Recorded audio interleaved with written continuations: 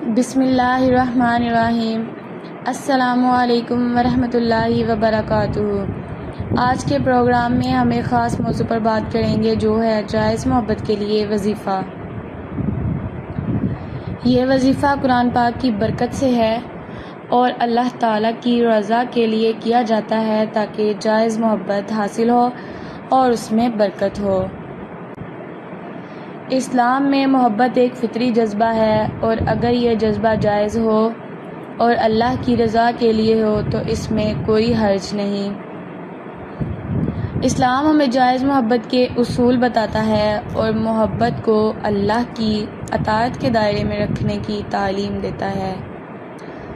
ناظرین، وظیفے کی جانب بڑھنے سے پہلے آپ سے گزارش ہے کہ ہمارے چینل کو لازمی سبسکرائب کر دیں اور ویڈیو اچھی لگے تو ویڈیو کو لائک لازمی کریں۔ تو بڑھتے ہیں اپنے وظیفے کی جانب۔ یہ وظیفہ سورہ یاسین کی آیات اور درود شریف پر مشتمل ہے۔ سب سے پہلے وضو کریں اور ایک پاک صاف جگہ پر بیٹھ جائیں۔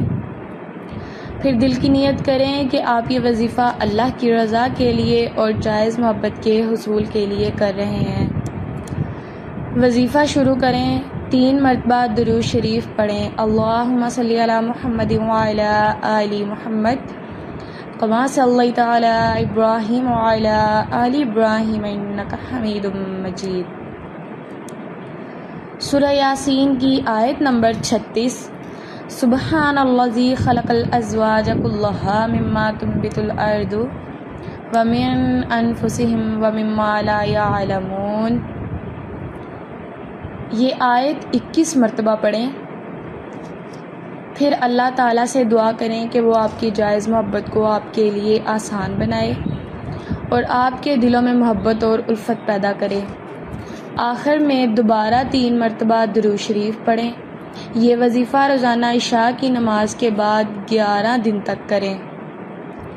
اللہ کے فضل سے انشاءاللہ آپ کی جائز محبت میں آسانی اور برکت ہوگی۔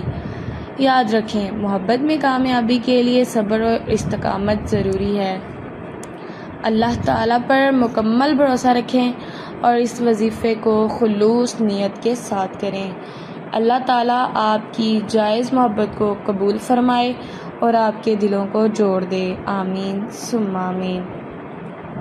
مزید اس طرح کی ویڈیوز کے لیے ہمارے ساتھ جڑے رہیے اور ہمارے چینل کو لازمی سبسکرائب کر دیں۔